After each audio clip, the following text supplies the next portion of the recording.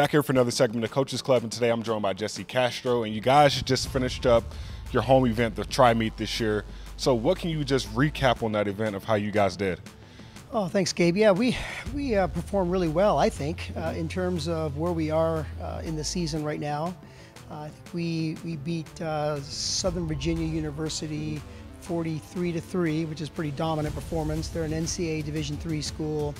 And then we beat West Virginia Tech University 40-12. So again, another dominant performance at this time, I think is impressive for our kids. I think that we were aggressive. We went out, scored a lot of points, really good on our feet, and I think that for where we are right now in the season, this is a good segue into our dual meet season. Got another tournament match coming up in end of this month in Florida. So what can you just tell us about that, just from this tournament, just building confidence going forward?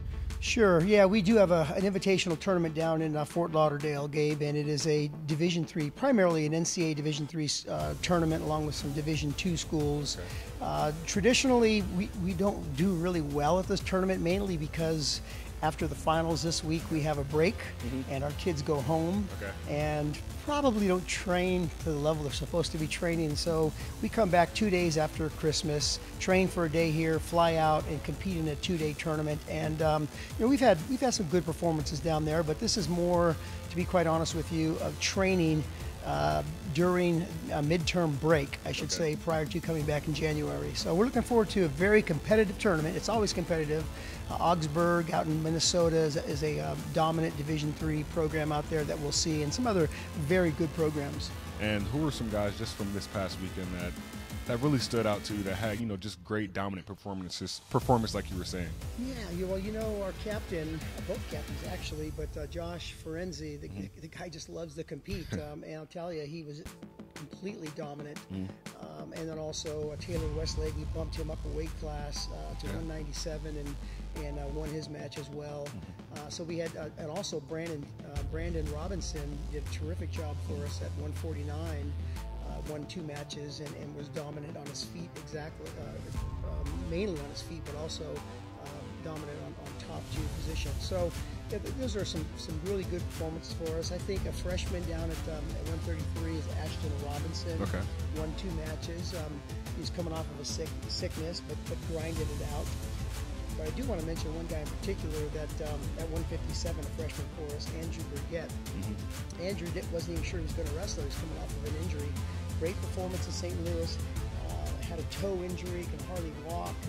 Unfortunately, our starting 157-pounder was out for the match, and so we called on him the day before he was going to wrestle. He had to drop 7.5 pounds in one night. So he did that, went out there and performed for us, and just kudos to him. And just preseason goals, are you guys where you want to be right now, that where you were planning to be? Yeah, I would say for the most part we are. Again, one of the key factors for us as a team, Gabe, is our weight. We've got about 3 or 4 guys that we have to get down to their particular weights, and they're not down yet.